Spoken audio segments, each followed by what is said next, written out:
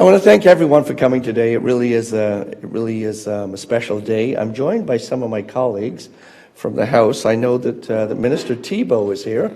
There he is. You're right in front of me. Minister Thibeault is right here. The Minister of Energy. Joe Dixon was here. I know Joe was here. Maybe he walked in one door and out the other. And I know that my parliamentary assistant, Mike Cole, was here a second ago. So I hope you've all had a chance to meet them. I wanted us all to gather in the same room today for a number of reasons. And that is, I think it's a very, very important day for health and safety. And I tell anyone that'll listen, actually, that politicians talk to kids in grade 5. And we talk to kids in grade 5 because that's when they first take civics. It's when they first get the concept of government introduced to their curriculum. And if you know what it's like, if you've had a grade 5 as a son or a daughter, you know that they've got a very short attention span.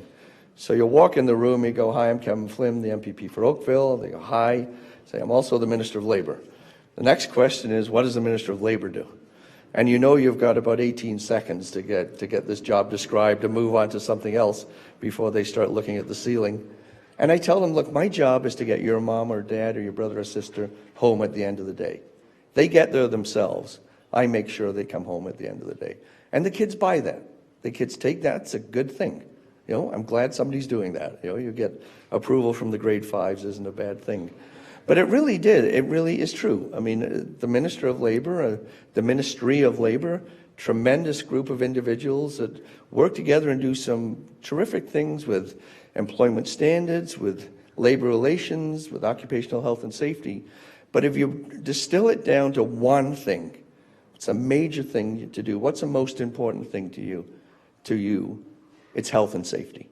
There's nothing more important than that, and we say it over and over again.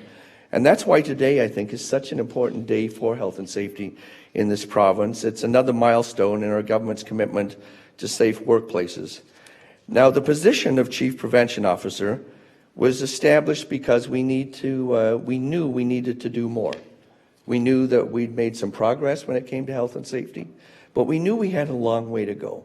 We knew that we should be proud of the work we'd been able to do in the past, but we knew we shouldn't be satisfied for a minute. And the position of Chief Prevention Officer is one I brag about, because I think I might be wrong, but I say it anyway, is that I don't know any other Chief Prevention Officers in the world. I think Ontario, at one point perhaps, was the only jurisdiction that actually had a Chief Prevention Officer. And I think it speaks to the importance and the priority of health and safety in the government of the province of Ontario. So our very first Chief Prevention Officer was George Gritsiotis, and George has joined us. I saw George come in there. George, welcome back. He was the province's first Chief Prevention Officer.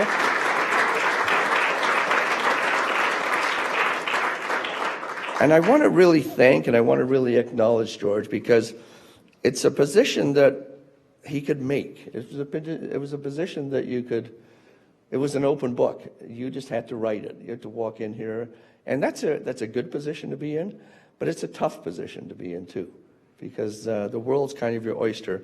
And I think to get us going, to get us on the right track, George, you just did an incredible job. And I just want to say thank you very much for doing that. I know you're off doing some incredible things now with the College of Trades, and I hear nothing but good things. And we knew that you would do at least as good a job, or perhaps an even better job than you'd done as our CPO. And I know the College of Trades must be truly thankful to have you as their CEO right now. So thank you once again for the work you've done, George.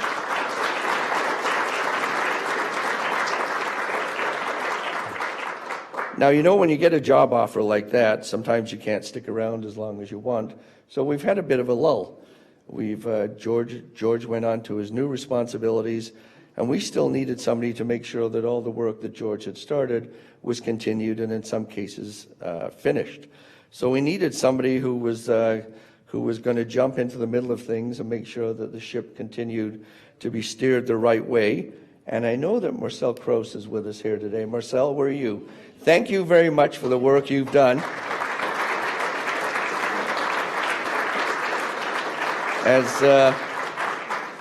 As the interim CPO for the past 5 months, I'm so thankful for what you've been able to do.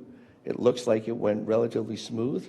You may have a different perspective, but from my vantage point, it looked like it went relatively smooth. But I'm sure you'll be happy to pass the baton off and get back to what you do so well. As I said earlier, Ontario is one of the safest places in the world in which you could possibly work.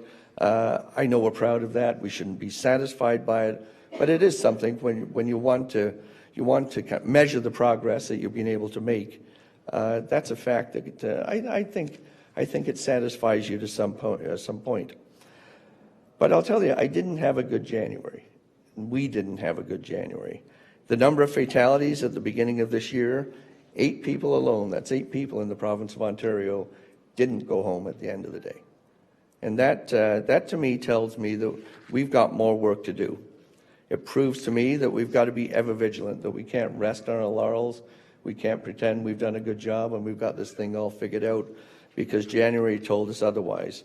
We've got to remain focused on workplace safety, and we've got to remain focused at all times and on all job sites. It's got to be everybody's top priority. These are our friends, these are our family, these are our colleagues that are out there. Each one of them has their own story. Each one of them is a human being. Each one of them means something to somebody. Each person out there is a loved one by somebody, and we need to make sure that we keep them safe. One death is one too many. One injury is one too many. All employers, all workers in the province need to remember their rights, their responsibilities, to exercise that caution, be vigilant, and take care of each other in the workplace, because when you break it down to its simplest form, there's a lot of rules, there's a lot of regulations, there's a lot of handbooks, there's a lot of guidelines, but it really is looking out for each other. It really is taking care of each other. It really is, I think, it really is a testament to how we feel about each other. If we work together, I believe we can put an end to fatalities. And it's only when every employer and every worker takes real responsibility for that workplace safety in Ontario can we ensure that our loved ones do what we want them to do, and that's come home at night. Now, I want to give you an example that really jumped off the page at me, and that is we're going through a nuclear refurbishment in this province unlike we've ever seen before. There's at least 25 years of work in there. We're refurbishing Darlington. We're refurbishing Bruce. We're going to decommission Pickering. We've got skilled tradespeople on those jobs. We've got engineers on those jobs. And it really is almost a lifetime of work. I'll tell you, in the past, when we've tried to do those jobs, sometimes they haven't come in on time. Sometimes they haven't come in on schedule. And quite often they've come in over budget. Now, we have a group of people right now that are doing those refurbishments. And they've convinced this government, they've convinced Ontarians, they've convinced the cabinet that they're going to bring it in on time, they're going to bring it in on budget, and they're under a microscope like I've never seen. And they did something that I thought was unique. Despite all that pressure, despite everybody's eyes in the province of Ontario on them, they saw some incidents happening on that job that told them that their vigilance, that despite all the best efforts, despite all the rules and the regulations and the best of intentions, the things were going off track when it came to health and safety. And despite being under that microscope, they had the courage to shut the job down. You think of that, I mean, that tells you what sort of an organization OPG is. And that's why I'm so proud today to introduce Jeff Lyash, who's the president and the CEO of OPG, because I think there's a lesson. There's a huge lesson in this, and I want Jeff to talk to you for a few minutes. If you'd come forward, Jeff.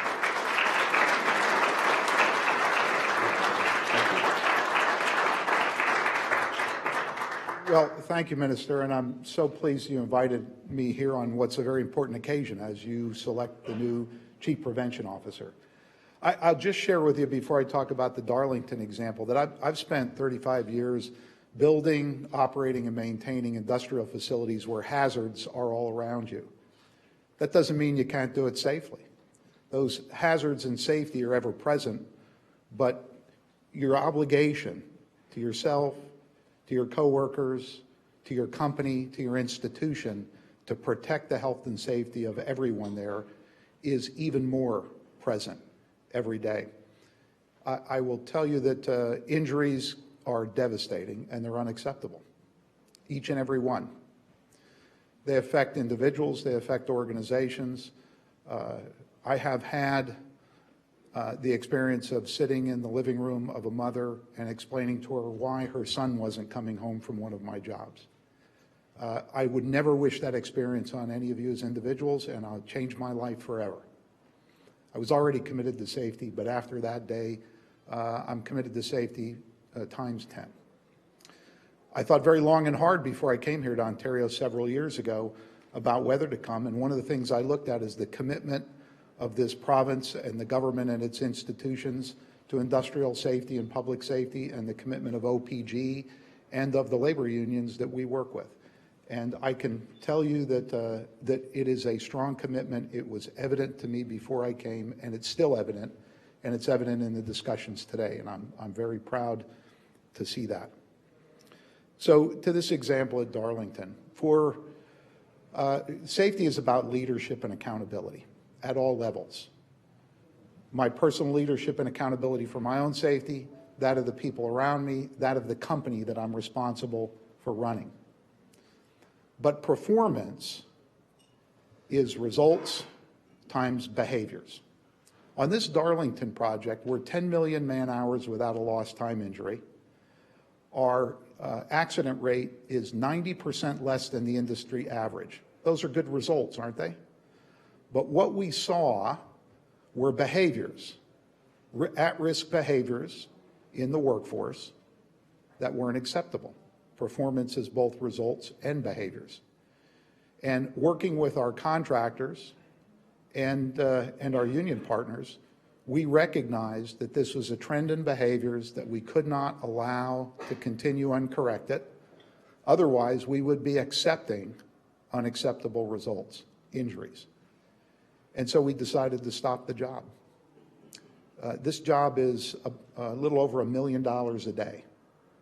And as was said, it's a microscope on the job.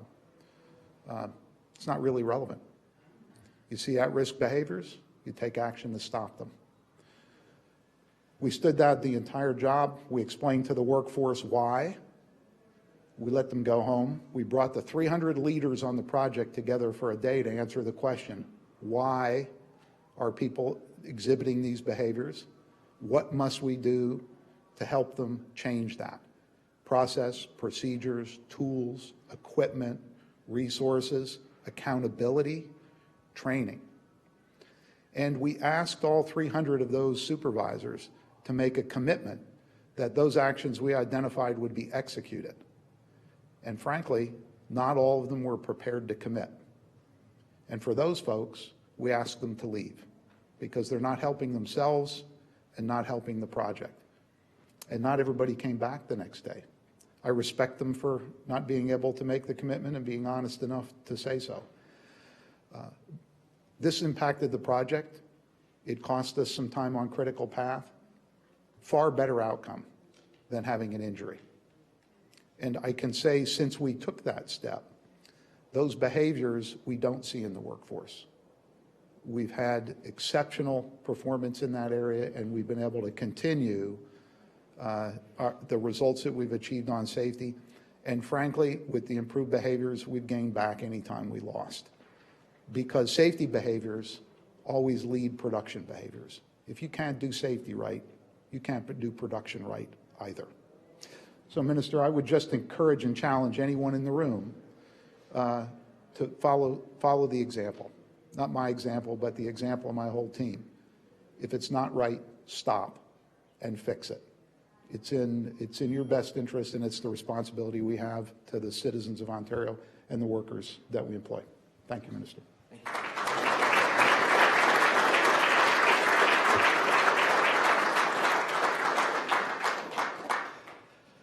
Well, thank you, Jeff. Thank you for that example of doing it right. The role of Chief Prevention Officer obviously is a key component of this.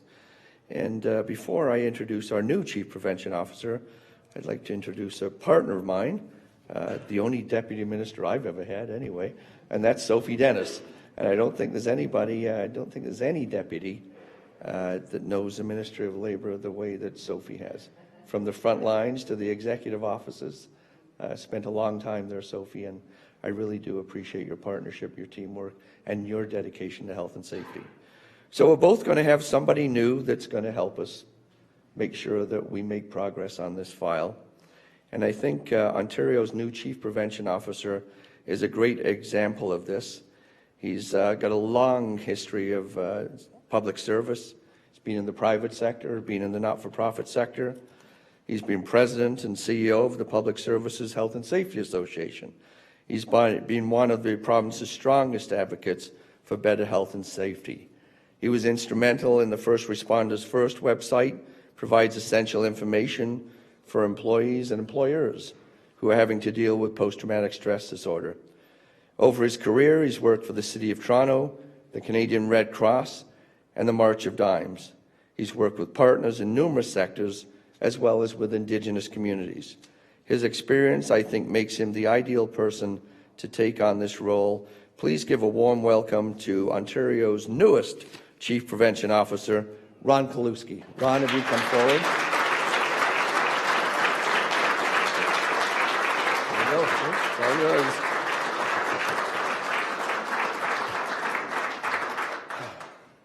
Well, thank you, Minister Flynn.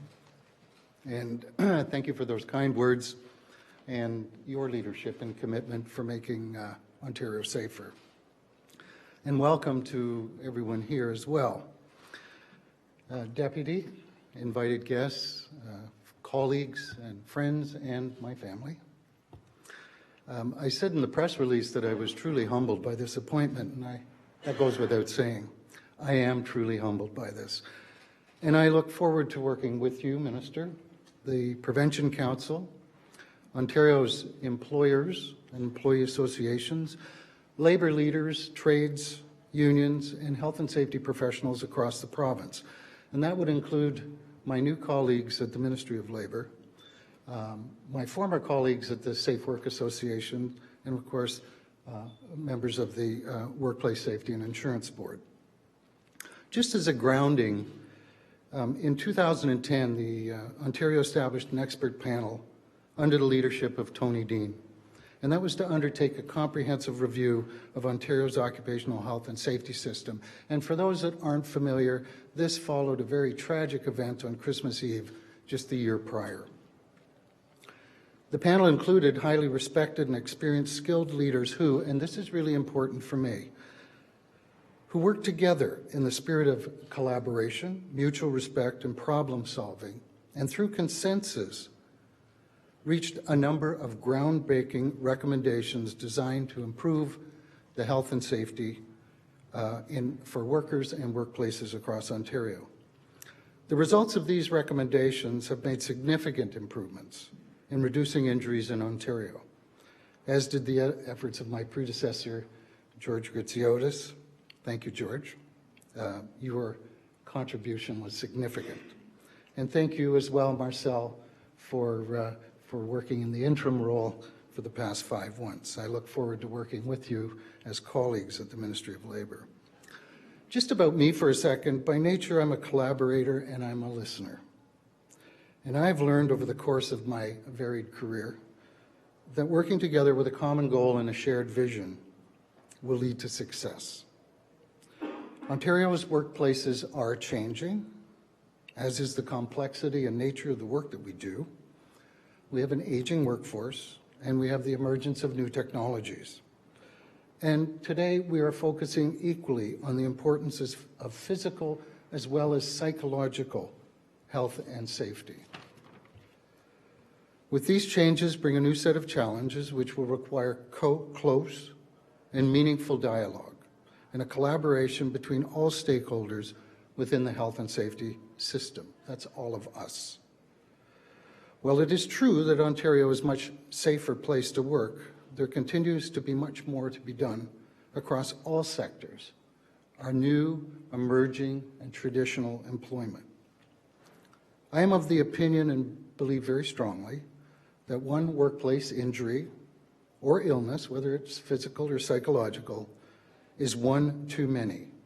And most importantly, that a workplace fatality is completely unacceptable.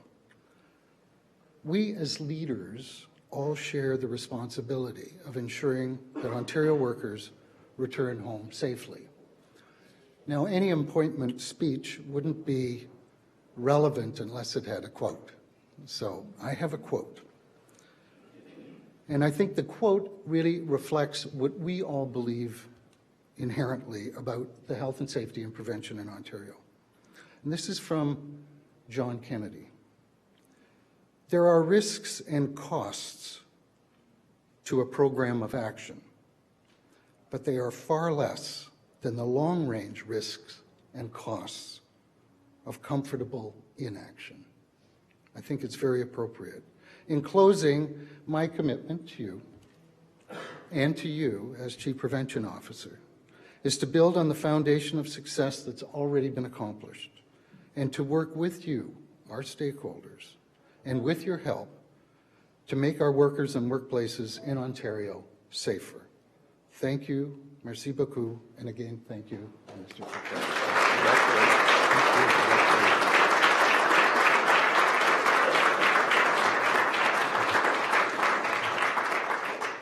So now you have somebody else to work with. Now, I don't know if that was the worst kept secret or the best kept secret, but now everybody knows. And certainly I think I blurted it out a few times over the last week. I blurted it out yesterday anyway, I know that.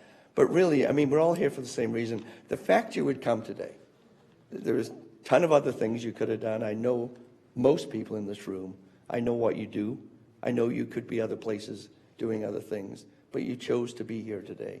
I think that says something about the people in this room, the commitment to health and safety, the commitment to our colleagues. Jeff, thank you for your story. I don't think anything drives it home as powerfully as that. You did the right thing when a lot of people would have maybe second-guessed themselves.